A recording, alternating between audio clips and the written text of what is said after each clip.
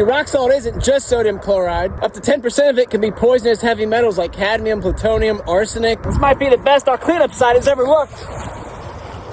All the trash has been solidly frozen over and snowed in place. But even though much of the Chesapeake Bay region's under a chilly freeze, that doesn't mean the pollution stopped flowing. That's primarily because of the stuff we use to keep all that ice off our roads, rock salt. The U.S. as a whole uses about 20 million metric tons of this stuff every year on their roadways. Maryland uses close to 400,000 tons of rock salt on their roadways every year. That sudden influx of salt can do a few things to waterways like the Chesapeake Bay. One is that it can be toxic to the buffer zone vegetation that filters much of the toxins try to make their way to the water. Two is that rock salt's pretty high in potassium and also kills off the phytoplankton and zooplankton that feed on algae. So not only does algae get a fuel boost of potassium, but an elimination of the microorganisms that feed on it, leading to more uncontrollable algae blooms. When it comes to the presence of poisonous heavy metals, we know that can't have a good effect. These are obviously trace amounts, but in order to prepare for an ice or snowstorm, most states use massive quantities of rock salt, trying to keep our roads from looking like this. But this stuff also leaches into the groundwater table and can poison those who get their drinking water from wells. Now, the Maryland Department of Transportation has done an amazing job in cutting their rock salt use in almost half and starting to implement the use of brining solutions as de-icers, which contains far less sodium chloride but is just as effective.